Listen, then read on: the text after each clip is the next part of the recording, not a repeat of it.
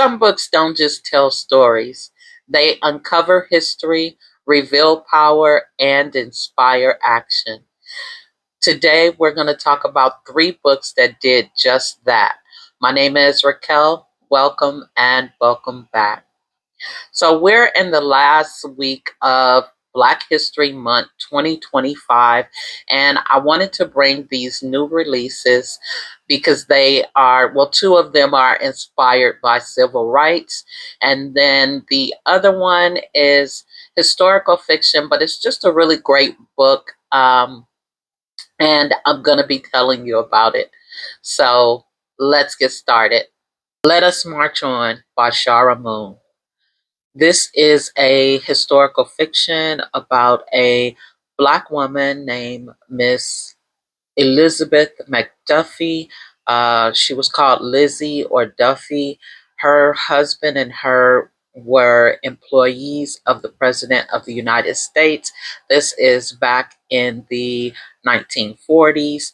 Her impact as his friend very well may be the beginning of the civil rights movement. So, in this book, it talks about the friendship of FDR and Lizzie.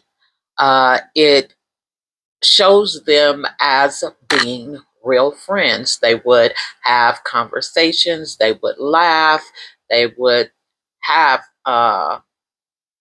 just back and forth banter.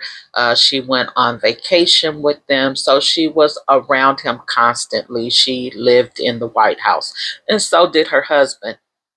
As a matter of fact, it was because of her husband she became maid to the president.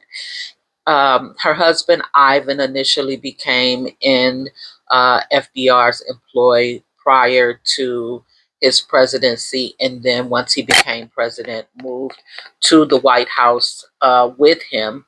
And Elizabeth later came after that.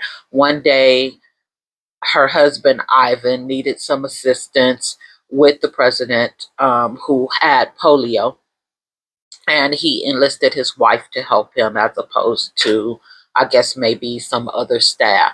She came in to help, and they wound up having a conversation. He was so impressed um, or moved, or maybe he just enjoyed her conversation so much that he requested her to be his personal maid. And I believe that was the start of a real friendship between them. But as his friend, they were able to have conversations. And in these conversations, it seems to me that she was able to enlighten him on Black issues, maybe even persuade him to do some things. He did make an executive order in the 1940s called FEPC, Fair Employment, the Fair Employment Practice Commission. That was an executive order he signed into um, legislation during the time that Miss Duffy was in his employ. I would imagine because it has to do with Black people, they may have had a conversation about it or two. So at this particular time, it was still under Jim Crow laws. Black people were having jobs that paid very little, such as maids, cooks, housekeepers, manual laborers, farmers, those kinds of jobs. Once this legislation was passed, um, Black people were then able to join the military, be in defense, get governmental jobs, and join the union. So that was a big plus, a really huge plus. Miss McDuffie, it would also be uh, part of the reason why a lot of Black people vote Democrat today. And that is because at the time when FDR was president and going into his second term, she went out to the Black community to convince uh, Black people that he was the best person to be president. And it switched over from Black people being Republican to Democrat um, in the largest numbers at this particular time. This was a really good read. It inspired me to do a little bit of digging or research, whatever you want to call it, and just to see what I could find out about Miss McDuffie and also about FDR. And so I did find a couple of fun facts. The one where Black people kind of changed from Republican to Democrat. That was one of the things that I found out in my research. I it something like that was in the book, but I did find that it was a fact at that particular time, and that she was the person who went out to the Black community to encourage people to vote for FDR. I also found out that the Emmett Till anti-lynching bill was just passed in 2024 with Joe Biden, which was uh, anti-lynching was something that they did speak about in the book, and it's heartbreaking to think that from 1941 to 2024, that's how long it took to actually get a bill to say that it is illegal, because we already know it's wrong to lynch a person. Um, there was another fact. I can't remember what it was right now, but this was a good book. And like I said, it was about um, Lizzie McDuffie's friendship with um, Franklin Delano Roosevelt and the possible influence she may have had on the beginning of the civil rights movement. And then we have People of Means by Nancy Johnson. This is also about civil rights. This is about a mother and daughter, decades apart, pretty much having the same experience. It is history repeating itself. You have the mother, who is Frida. She is from a well to do family in the 1960s, and this is during the Jim Crow South. She has these two guys. Her family is taken with this one guy who is set to kind of follow into her father's footsteps and become a doctor, and that is what her family wants for her. Um, and then there is this other guy who is kind of just a regular guy who's into activism and who's really into uh, just trying to make things right for Black people. So he is an activist, and she's kind of torn between the two. And you see how um, from 1960 to 1992, where this incident with Natasha Harlins, who was a 15-year-old Black girl who was unalived by a Asian store clerk, excuse me, with no repercussions. And not long after that, where Rodney King was brutally beaten by LAPD with no repercussions, how from 1960 to 1992, they are still having the same fight. Um, the country is still sort of in the same place, may have inched up a little bit, but it is still having the same fight. Not only that, the mother and the daughter have things in common that they don't know that they have in common. Not right now, but they will eventually find out. And the great thing is that it's going to bring them closer. I thought that this was a really great book to show the fight because, dare I say, from 1992 to 2025, we are still kind of having that same civil rights fight. Um, you've got the George Floyd situation a few years ago, which is similar to the Rodney King situation.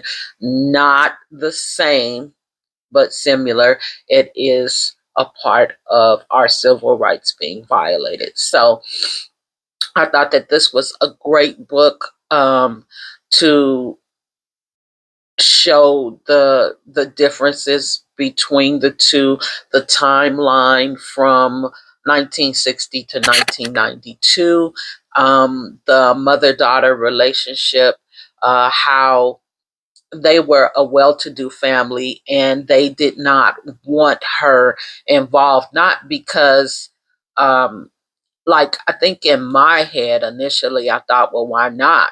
Why do you not want her involved? But it was for her safety. It wasn't because they didn't think that it affected them. And I think that that might have been my initial reaction. They didn't want her involved for her safety. And the mother knows.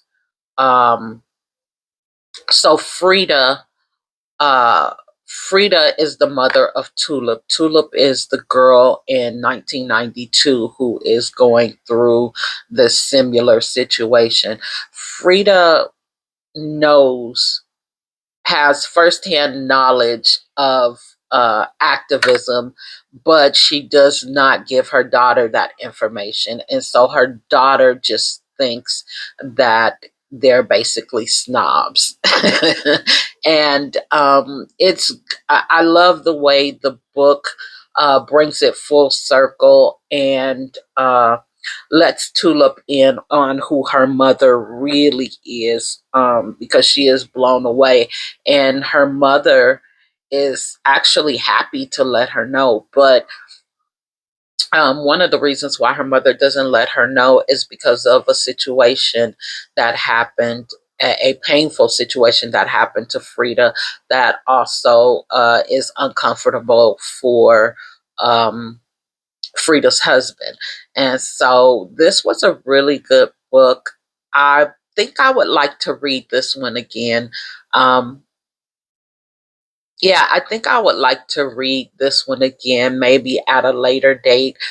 I think this is one of those books that I would be able to read again, and find a new perspective that I did not discover in reading it this time. I think that I would just find things that I missed the first go around. And I love those kind of books. I love those kind of movies, where you can go back and say, oh, dang, I missed that the first time. And then it makes you rethink your position. I enjoy that. So that is what I think of People with Means by Nancy Johnson. Then we have Red Clay. Red Clay is a historical fiction as well. It is by Charles C. Francher, and this one is about uh whew. So I have a hard time with this one and what it's about. Um I think it's about lies, secrets, deceit, revenge, all those things. So this book starts out somewhere in the mid to early 1800s. You have a 8-year-old boy who is taken off the plantation with the plantation owner. When they get to wherever they're going, the boy is uh, given a secret to keep and a lie to tell. And he does that. So the secret is so that the Parkers, which is the owner of the plantation, it is so that they will get a financial gain from this secret. It will build up their livelihood and make their lives better. the lie is to stop the opposite from happening. And so what happens is that they put this secret and this lie on this 8-year old enslaved boy, and he has to come back and he has to deal with that. Not only does he have to deal with that, but when he tells the lie, the younger daughter of the owner of the plantation doesn't believe him. Excuse me. She doesn't believe him, and because she doesn't believe him, she starts to make it difficult for him. She starts to be really mean to him, as if she wasn't already his tormentor. And so time goes on, and then you have emancipation, and they are still holding this lie. But once emancipation happens, this lie starts to work in the favor of the 8-year old boy, who is now a grown man.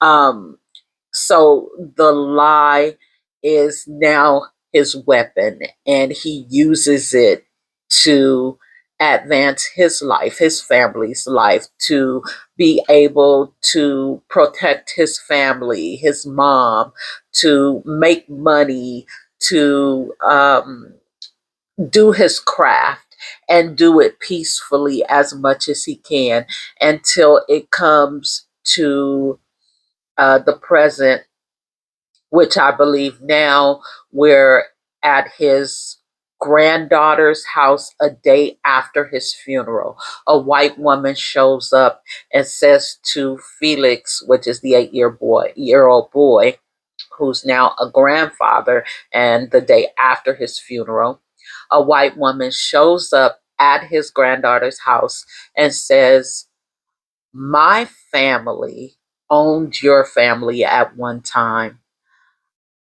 I have some information I want to give to you, and I need some information from you." And so this is so that she can really find out what happened to her father, because all of these years, because I believe at this point she's probably in her 70s or older, she still doesn't know what happened to her father, and she is hoping to get that information. And this is her MO, because she also did something else like this um, at a younger age, maybe like in her 30s. So this is something that she does. And I'm just realizing that now as I tell you this, that this is her second time coming up with this, like, let's exchange information type thing. But it was a really good book. I totally enjoyed it. It didn't have anything to do with the civil rights, but it was still historical fiction. And if you read the book, uh, you'll see that it was a very good read. If you like historical fiction, it was a good read. Anyways, so I hope you enjoyed the video, and until next time, see you soon.